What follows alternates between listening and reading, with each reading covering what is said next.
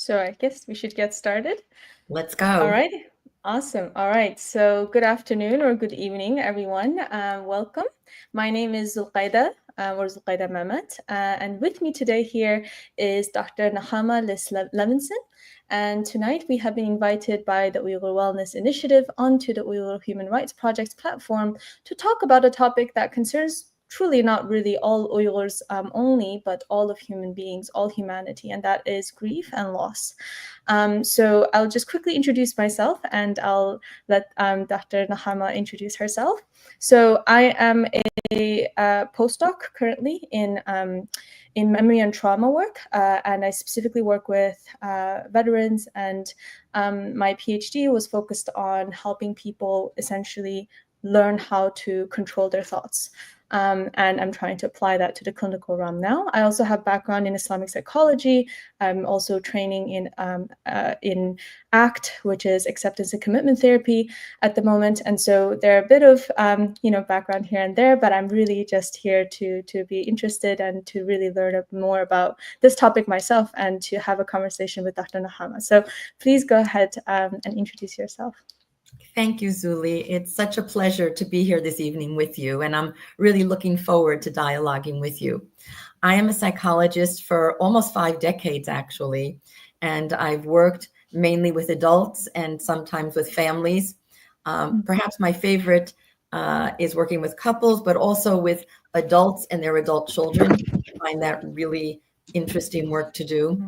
And over the time, I've dealt with many issues, but one that has come up over and over again is dealing with loss and grief, and how loss and grief affects people's lives, and that being able to move through loss and grief helps people to live richer, more meaningful lives as they go forward. I've written several books and several papers on milestones in people's lives, and I've written several books for children on coping with death, including specifically the death of grandparents.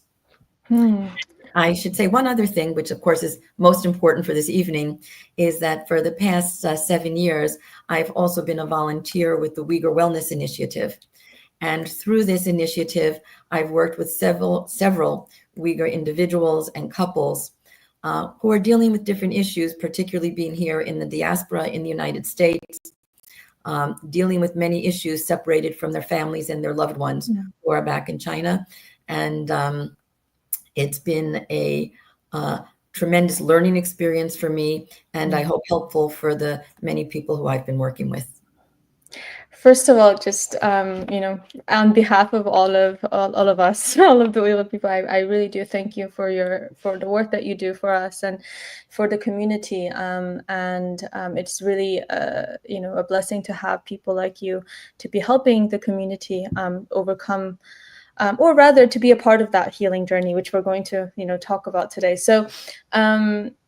It's an honor to speak with you. Let's just open with this idea of understanding loss and grief. So can you tell us a little bit about how do we understand these concepts? What does it look like in your own experience as a clinician? How does it manifest in the community, in people who are going through this process, and how to the level of their awareness even of this concept on itself, in its own. Okay, thank you, Zuly. Grief is the experience of dealing with loss. And most of us think of loss as, oh, somebody died. God forbid, somebody dies. However, death, which is a kind of loss, is also one kind of loss, but there's many. Loss also could be end of relationships, separation from family, from friends, separation from your home, from your religion, from your job, from your health, from your language and culture. There's all kinds of separation from your dreams, separation from how you thought life might be. And in all these areas, there is loss.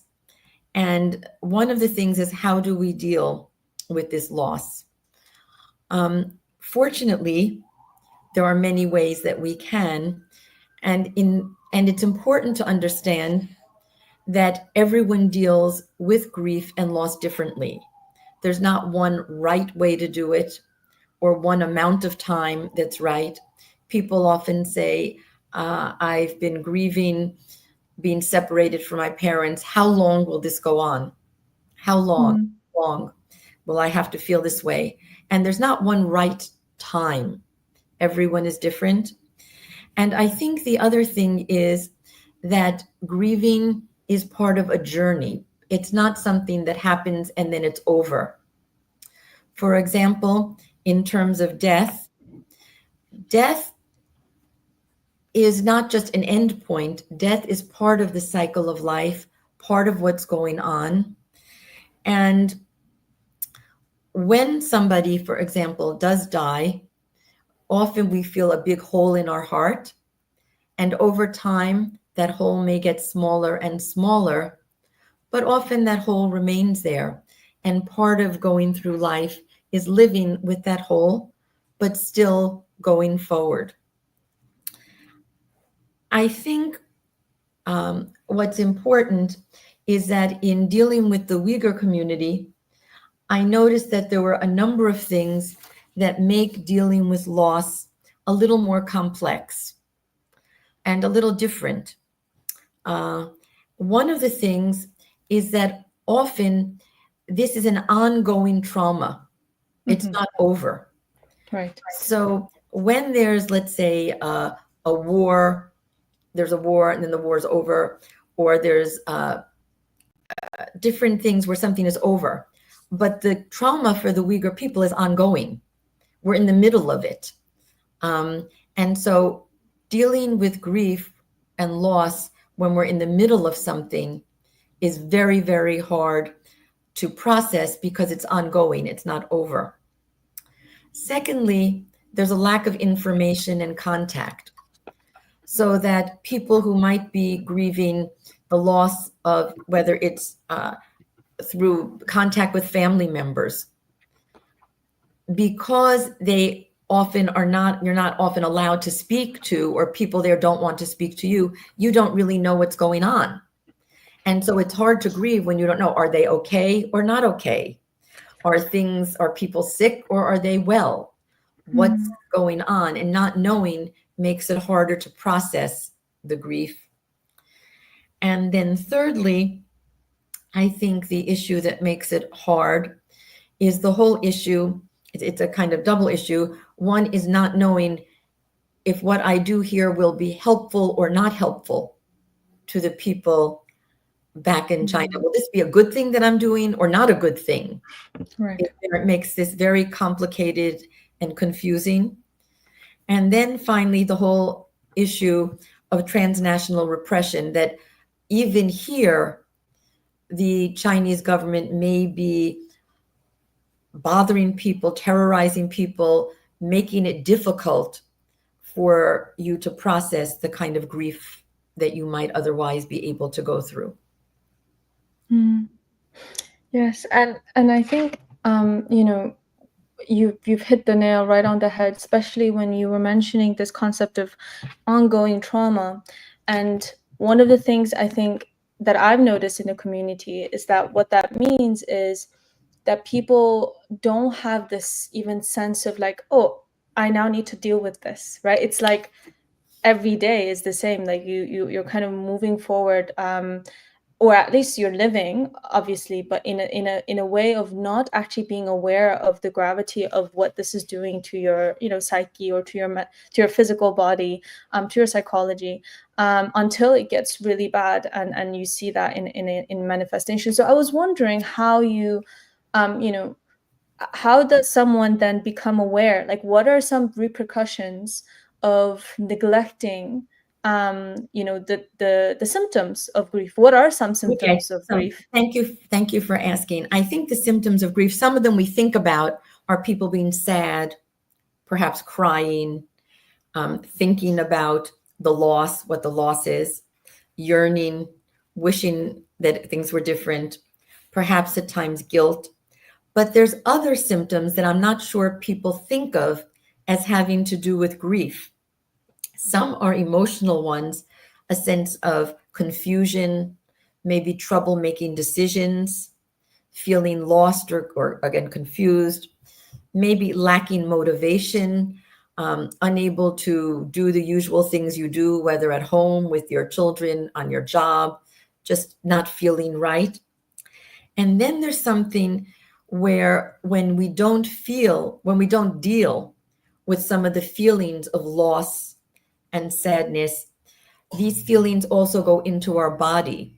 There's a book called The Body Keeps the Score, where they go into our body, and grief can show up as nausea, headaches, an upset stomach, not sleeping, feeling heart palpitations, eating too much, not wanting to eat. And sometimes I've noticed, particularly with some of the Uyghur clients that I've spoken to, there's not necessarily from the Uyghur culture an idea of connecting some of these symptoms, let's say not sleeping, nightmares, stomach not feeling well, that these are all symptoms of grief, or of grief that hasn't really been worked through. Yeah, you're mentioning a very interesting point, this somatic, right? This bodily, and you know, my background, when we talk about an Islamic understanding of the human being, we talk about these things, which is that your psychology, which is you can think of it as your mental health, your mental well-being, your physical body, right, as well as your soul, and your spirit. These are 4 different components. All of these are interconnected. So if one thing, you know, if for example, a disconnection with your body can result in a disconnection with, for example, with God, right? And your relationship with God can impact your physical symptoms. Same thing, psychological stress can create these physical sensations. And with this last point that you mentioned about Uyghur culture, you know, it's very interesting because there's actually a couple of my colleagues and friends, they're right now working towards this initiative of bringing back that traditional medicine that we had. We call it, like, it's part of Tib medicine, which is also like, you know, Islamic medicine as well. But it's a traditional Uyghur medicine that really, really focused on the intelligence of the human body. And so we've lost a lot of that because of the oppression, because of cultural erasure. But I think that there's a lot of wisdom in traditional medicine that we, you know, even the things that we eat and the types of, you know, the air that we breathe. And we'll talk about treatments and things like this, you know, that are kind of alternative forms in our conversation today. But I think that's very important to keep in mind. And perhaps that disconnection from our own heritage is, you know, also another loss, right? That we're, It's a you know, huge loss. that as a professional, to be honest, that I'm grieving. And I think that's why there's this initiative, and I'm very looking forward to the efforts of these young people who are now trying to reclaim that heritage, that really try to you know, and in a way Uyghurs did it in a beautiful way of fusion. So it wasn't like just Uyghur cultural heritage. It was, they, you know, connected with Chinese traditional medicine, they connected it with Islamic, you know, which comes from like kind of Greek medicine, and all of these things were formed together. And the human body was a very, very intelligent, knowing, acting agent. And so, but obviously very, very few people know that now, especially those who are in the diaspora, and especially the young people who are experiencing these traumas that is ongoing. So I guess my question to you then is, how do we you know, begin that process of first recognizing that we're grieving, and perhaps after that recognition, why is it that it's so scary for people to start that journey, right? What is the obstacle, the block that prevents someone from, you know, going to intend to feel better? Okay, I think those are great questions. And I want to just start with something you were saying about the body, which is I think that our bodies have ways in of themselves to naturally do things, and our culture at times stops us, so that sometimes we're told don't cry, or don't don't say how you feel because this or that or the other, and kind of stops our bodies from doing what it would do to naturally heal. Right. So I think you asked why is this also hard to do? I think there are probably some ideas that it's hard to people to accept, and maybe it's because of the clashing cultures and all. But part of it is everything in life changes and ends. Things do not always go according to the plan we have. Life is not always fair. Pain is part of life. And I think accepting those things is very difficult. And so sometimes I think we're fighting against grieving because we don't want to accept any of those things. We don't want to accept, for example, that someone we love is going to die, or we don't want to accept that there may be something that can happen that in general, we don't want to happen. We don't want to accept that we lost this job. We don't want to accept certain things and deal with them. And by not dealing with these things, because we don't wish for them to happen, I think it causes us more grief and more suffering. I think we sometimes wish that we had more control over how this world would be. That we wish we could make it exactly the way we want it to be. And I think that in reality, many things happen that aren't the way we may want it to be, but this is the way the world is created and the way life is, always changing, things happening, many things. There are certain things in our control, but there are many things that are beyond our control. Whether we feel it's nature or God, we feel there are things that are just not in our control. That is very, very beautiful. It reminded me of, this kind of central concept that is actually at the core of Islam, which majority of Uyghurs are, and that is submission. And I remember one of my teachers, the idea that most of life's problem come because we are unwilling to submit to the will of God, right? And I think this, and I like the word acceptance. I also like the word willingness, right? And I think there's this this idea that yes, we are facing as a community all of this oppression, but at the same time, accepting that reality, can we move forward for what we value? And are we willing to, despite all of the loss and grief and even the grieving that is ongoing, that we're continuing to experience, and the additional losses that we're continuing to experience, are we willing to move forward?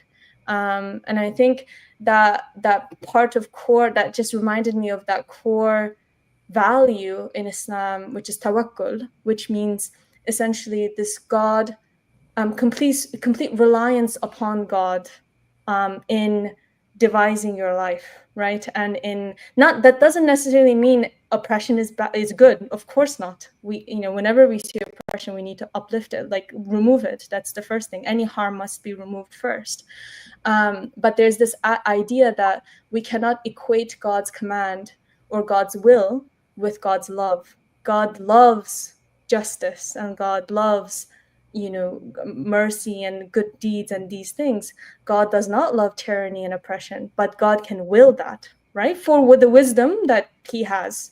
And at least that's the central kind of tenet of our kind of creed, that we have that belief that God can do whatever he wants. And but there's wisdom in that, and we're willing to move forward in life with that. So this is very beautiful teaching. What I want to say is that my experience is that for some of the people I've worked with who are Uyghur, they feel, as you are describing, a very deep belief in these concepts and in this view. And there are many others for whom, although their parents may have had this belief, this doesn't hold the same doesn't have the same hold as it seems to have the way you describe it. And so I think it's important that for each person, they find the way to move through this in the way that speaks to them at this time in their existence and in their lives. And I think these things about the way it is, whether one believes this is God's will or some other idea of how the world is, other ways to look at it would be if we just look at nature and change. The seasons are always changing. Flowers are beautiful, they grow and then they die. People, they start a beautiful little baby and they grow and grow, and there's always change, and eventually there's death. That these cycles and change can be part of understood within Islam and within an Islamic view, and also within many different philosophical ways of viewing the world and the way we are always changing. And I think the question is, what can we do with this change? Sometimes we can pay attention and love it and accept it, but how can we move towards moving through and accepting the changes, whether they're ones that we want or not, whether they're ones we feel that God has ordained for us, or we just feel this is somehow the life we're in, however we got here. And I think that ends up being a very big question. What do we do with all of this? And I would say one of the first things is to notice that we have a lot of feelings about what's going on, and that any feelings we have are okay. I found that sometimes some of the people I've talked to feel like certain feelings are not okay, that you're not supposed to feel a certain way.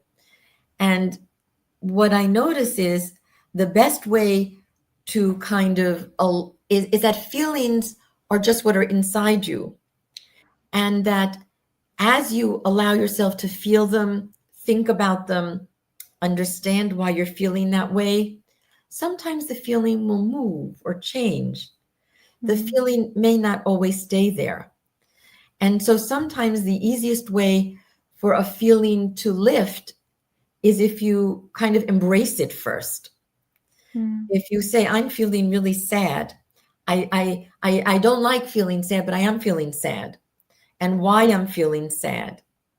And embracing it and expressing it and maybe talking to someone about it and loving it. And then it may leave some. It may not have to stay with you always if you can love it in some way or accept it, even if you don't love it. And that could be fear, anger, sadness, relief at something.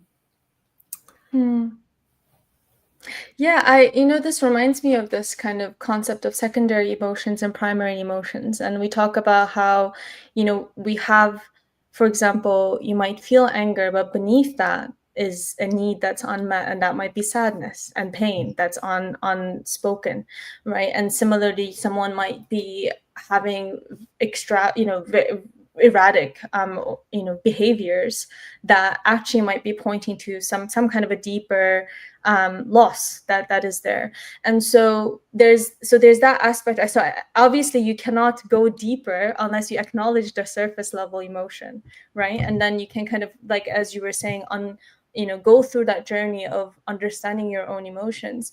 And I think another thing I do see in my community, in this Uyghur community here, especially I would say amongst maybe the younger generation, but also the more older generation who came long ago, is this almost like desperate need to want to control their feelings, right? So they spend so much energy, or we spend so much energy trying to control all of our time. For example, if someone is feeling a lot of sadness, then we spend so much, dedication to like medication, our energy, all of those things, like to get rid of that sadness.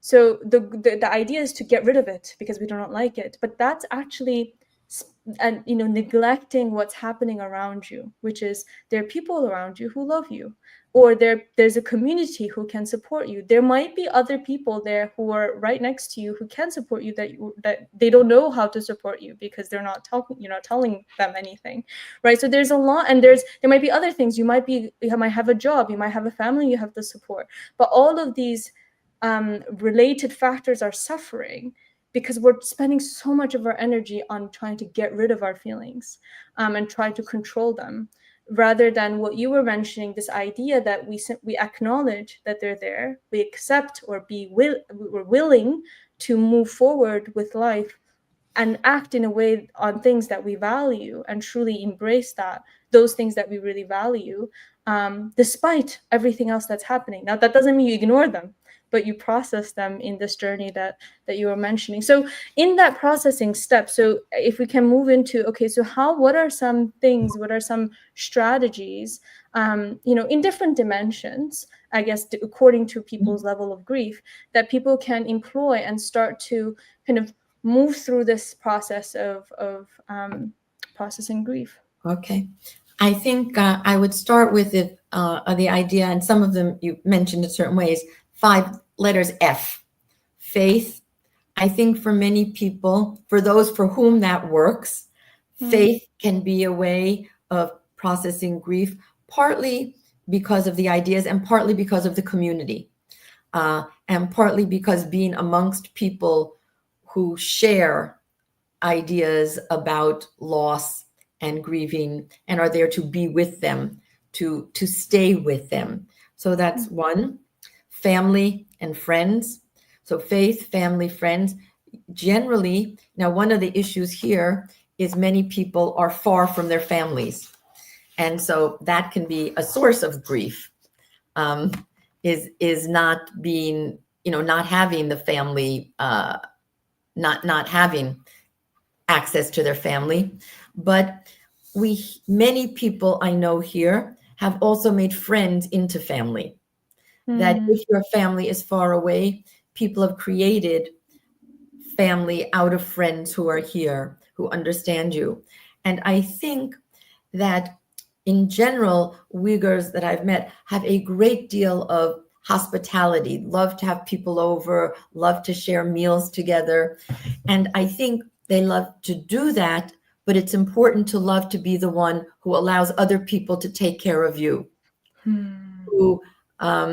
who you're not always the host taking care of others, but allowing these family and friends to take care of you in this time of grieving. That people will eat with you, will invite you over, will listen to you, will talk to you. I think there's also a fear that you were saying before, that perhaps it's burdening people if you let them know what you're feeling. What my guess is actually many of the people who are your friends, whether in the Uyghur community or even outside, often feel, within the Uyghur community, often feel many of the same things you're feeling, and often will feel a sense of bonding to knowing what you're feeling and to the fact that you open up to talk to someone. There's many studies that show that people feel closer when you open up to tell them how you're feeling, and sometimes they may share the feelings too that you have. I think another of the S, besides faith, family, friends, we talked about feelings, is also, I wrote forests. What do I mean by forests? I mean being in nature. Being in nature is often very healing for people. There's something called actually forest bathing, which is even to the idea is to walk through a place of nature, literally a forest, but it could be a garden. It could be your backyard. It could be a park. That somehow being amongst nature is very healing to people, to either be at one with nature because of your belief in how nature was created, or at one just because there are ways that nature is calming, or because nature also teaches us that things keep changing, but they continue. that the leaves fall in the autumn, but in the spring there will be more leaves.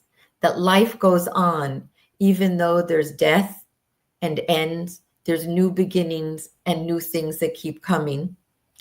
And finally, in nature, we learn about the interdependence. Here in America, people often like to be independent. I can do this myself. It's weak if I depend on someone else. While nature and grieving often needs other people. And in nature, there's all kinds of things of showing how for a tree to grow, it also needs sunlight, it needs the rain, it depends on what's happening in the earth. It might need birds to come to pollinate something. There's all kinds of things that are all working together. And I think nature teaches us that we all need one another, that we're not just alone standing out there, but that we need one another. And being in nature helps us to understand how important it is to be with other people and that we all help each other in many ways. That is very, very beautiful. And it reminds me that, a couple of times from different people I've heard, Uyghurs who actually grew up in East Turkestan, they would say anywhere they look, no matter, if that's the mountains of Switzerland or, the lakes,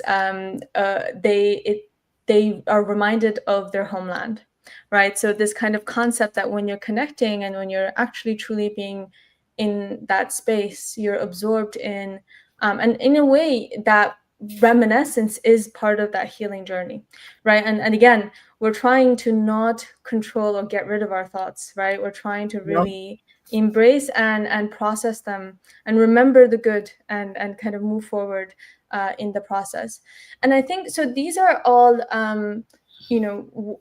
I would say quite obvious cases of grief and loss, obviously losing people that you're close to, and that takes, like you said, that hole will always be there. And there's this kind of very famous saying that the wound is where the light goes in, right? And there's this idea that every one of these losses are meant to actually make us, that's already researched in post-traumatic growth literature, but and I truly see them, those who really go through the process of healing and embrace this grieving journey, they do become the most helpful and productive people of society, and they really try to help others as well. And I see that within our Uyghur community, as well as other communities who have been traumatized through the ages. So now, how do we, if I may flip the question or the scenario, there are also people who are grieving they might think that their grief is not worth grieving for, right? I'm not sure if so for example, especially the young people, those who have never been to East Turkestan, those who are grown or born in America, let's say, and they share this grief from their parents, and they might not have, but they don't really quite understand it in that fully, experiential sense. So, but at the same time, they're grieving a people, a land that they've never seen, and a community that they never, but they're oftentimes brought up in this society in a sense of like, this is your identity and this is what you will fight for the rest of your life. So there is a lot of grief happening there. Actually, they might be grieving their childhood, they might be grieving a normal teenage or childhood experience of being an American child, or whatever it is. There's so many things that are happening. They might be grieving having non-grieving parents. Like, there, you see, there's a lot is there. So how can we then address that intergenerational perhaps grief that is almost a aftermath of what is happening now? And I think this is a really important question you're asking. And I think especially for the second and third generation, this intergenerational grief is a very real thing. When you're saying sometimes people feel like maybe the grief isn't real enough or big enough, whatever anyone is feeling, is big enough and real enough. There's no competition or comparison when it comes to loss and grief. You know, for a small child, a goldfish that dies may be the most terrible grief ever. And I say that with all seriousness, Yeah. because it is for that child. What you're talking about, I think, has several different layers.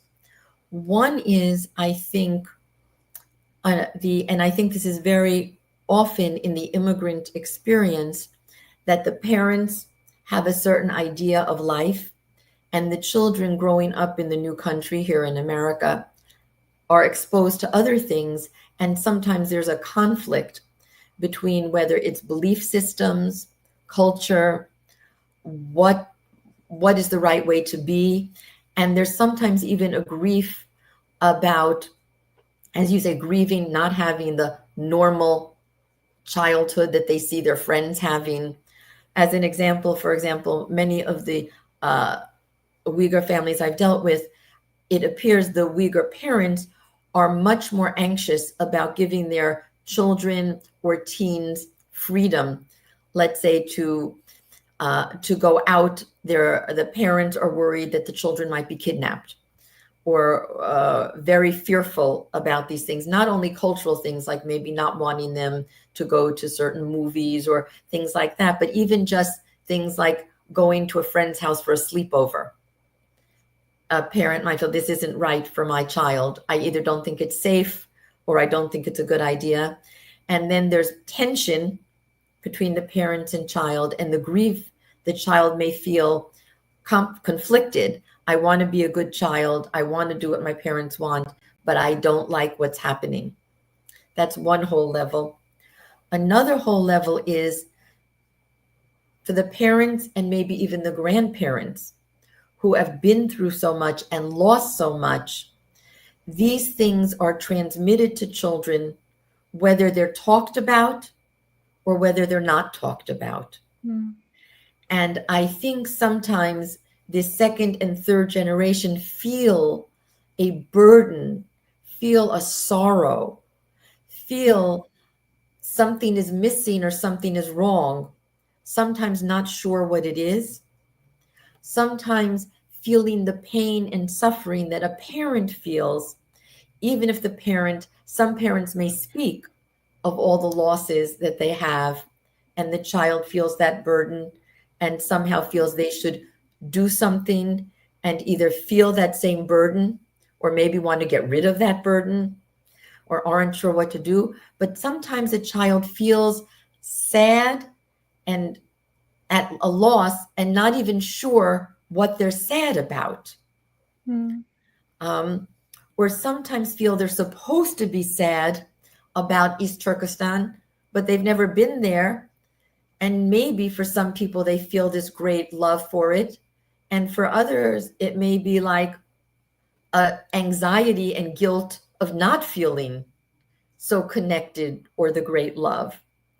And I think this is a very, very big issue, particularly for younger people, very big, and sometimes leads to feelings of guilt and a kind of vague unease. Or a vague sadness, and not really clear sometimes what it's about. Yeah, and as you're speaking, I'm already like thinking about many scenarios and personal examples that I've seen in the community that is as such. And earlier, just the first thing that you mentioned about a child could lose a goldfish, and that is very important. I smiled because it reminded me of this beautiful incident in historical that in the Prophet Muhammad, peace be upon him. He once saw a young child, a boy, and he was crying and he was weeping. And so he went and he like put his blessed hand on his head and just kind of stroked it and said, what's wrong? Right? And the reason was that because the bird his bird has died.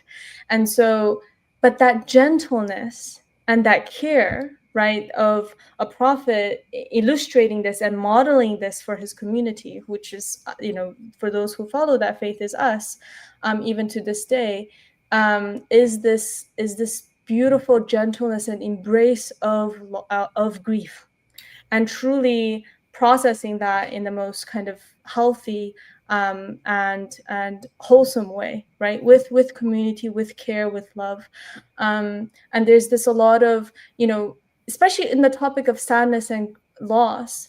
I feel that the men in all across all culture, many cultures, Many cultures, yeah. definitely also in the Uyghur culture, they feel this sense of not being able to voice their loss, right? And perhaps voicing it is not that important, but even just processing it, even just acknowledging that this is part of their, what is inside them. So can you speak a little bit about that? Yes, I will, about men's roles in a minute, but I'm going to say also, I think one of the things, for example, and I love the story of the bird and the prophet, is in terms of the child with the bird or the goldfish, sometimes the older generation feels like they've been through such trauma that it's hard for them. They're like, you can't be upset about a goldfish. You don't really know how terrible things have been. And that in itself can be so harmful to the child who grows up feeling that they shouldn't have feelings of loss about what you before called little things. But of course, all of us do have those feelings. And so sometimes part of the intergenerational trauma is the generation who, let's say, were tortured in some way or separated in some horrible way, have trouble allowing the younger generation to experience smaller traumas as loss because some of the parents are stuck in these larger traumas. Okay, the role of men, particularly in the Uyghur culture, it appears that although both women and men are very strong characters for sure, and both are very bright and wise in many ways, there seems to have been a cultural idea of the men not being able to express their feelings as much. Although I will say, in people I've worked with, there are men who are very empathic and kind and caring. But the traditional idea is that in the family, they seem to be more rule makers and less able to allow themselves to access their feelings of loss and grief. I think there's been a tremendous burden put on them to somehow not be able to express these feelings. Yeah, and again, pure expression is not what we're calling for, right? And I think part of that is acknowledgement, and simply understanding and processing for yourself. Now, we've talked a lot about, even the 5 Fs that you mentioned. These are all strategies that we can, install in our daily kind of activities, and as much as we can, to seek that support that's around us, or if we don't see support, create that support network or be support for someone else, and in doing so, gaining support from someone else, being that mirror for each other, right, in that community of grief. But at the same time, there is this, extreme cases, I would say, maybe not even extreme, but quite Not severe even cases. extreme. Yes. Yeah, quite severe cases, or cases that require serious professional attention, that are being neglected, and perhaps as a reason, as a cause of what you were mentioning now, of this idea that, well, there are people being tortured.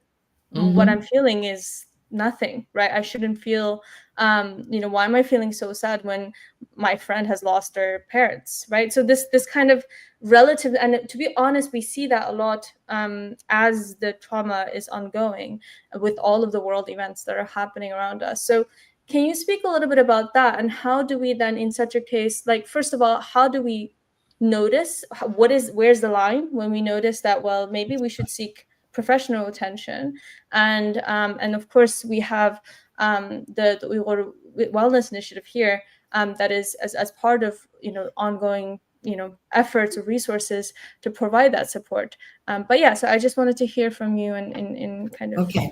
Those are such good questions. I feel like so many things to say. Before I specifically get to that, I also want to say some additional things that I hadn't even said before that apply to this, but even more.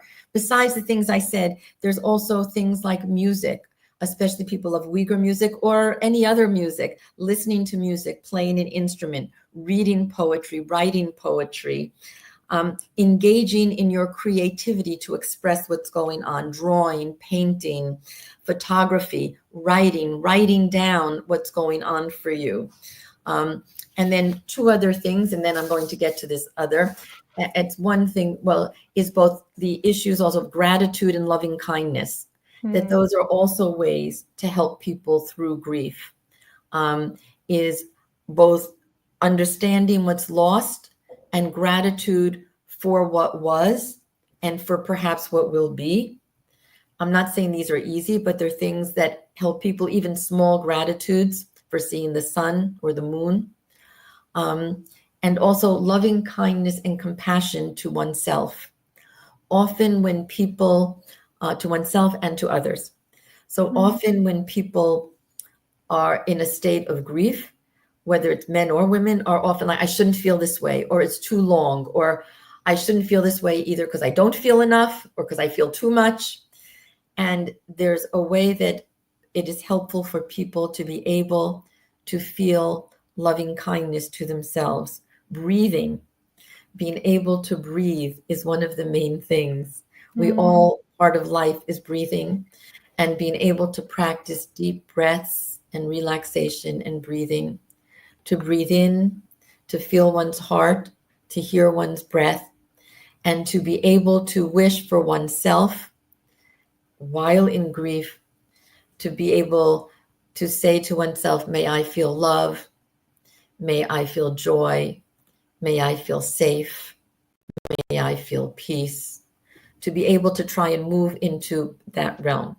Now, Zuly, you were asking me, there are times, and I'm not going to call it extreme, but sometimes we notice that time has gone on, but what are some of the times? I would say, first of all, anytime if you feel that you would like to speak to someone about what you're feeling, you're not feeling right, you can always get in touch with the Uyghur Wellness Initiative and see if there's somebody whom you can speak with.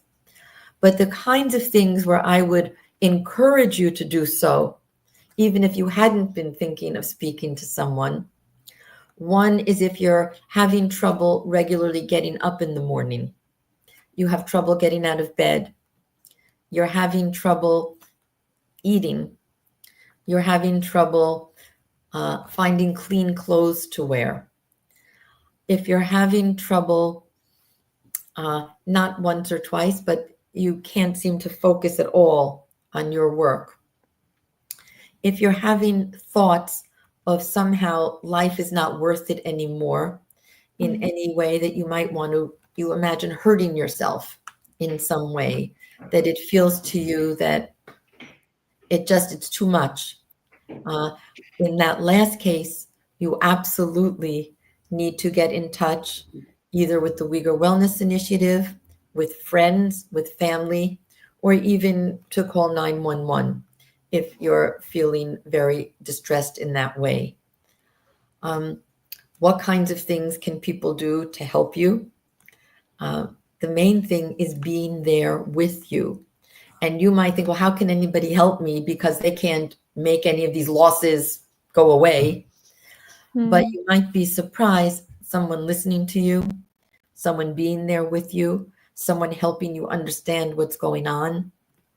These things can be really helpful, helping you find ways to move through this journey. It's a journey. It's not on or off. It's not one step. It's a journey. And therapists, psychologists, social workers, psychiatrists are trained to help people on the journey because, believe it or not, besides our having the ability to be sad and to be depressed, we also have the ability to heal. we also have the ability to move forward even when it doesn't feel like it. People speak a lot about about trauma, about traumatic stress, traumatic events in people's lives, but there's also astonishing growth that's possible. It's true, and I know Zuly was saying before, that often when people go through this journey, they are able afterwards to show extraordinary growth and extraordinary empathy for other people and their suffering, and find out things about life that maybe they didn't know before, but they learn as they learn to live differently than the way they were before.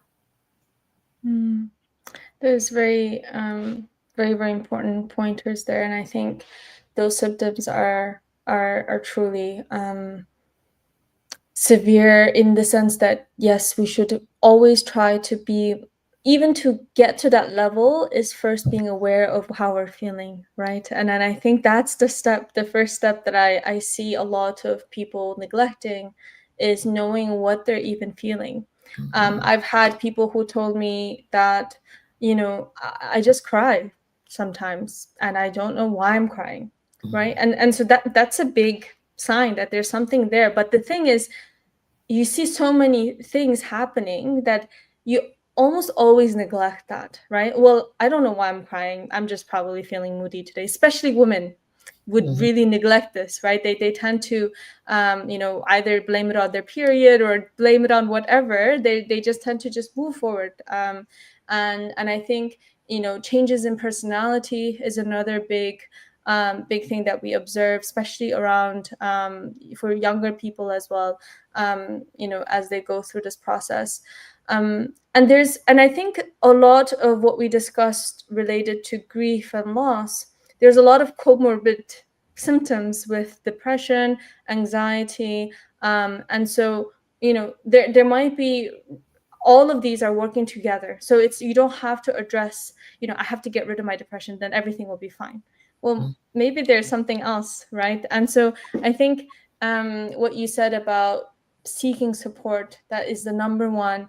Loneliness is an epidemic, as we discussed, I think in previous talks, and and I think astonishingly, Uyghur community, I've noticed, is a community that is, of course, very much together because of this trauma and the oppression that we're facing, but almost always very isolated as well. And there's this sense of, it's either or, black and white all the time, right? And so we need to seek that support with each other and also outside of ourselves. And that's why I love what Uyghur wellness initiative is doing, and so trying to help get support for people. And there are similar programs in Turkey for those who are non-English speakers. We have counselors, and there's a couple of new counselors that I know that are being trained, who are Uyghur and Uyghur speaking.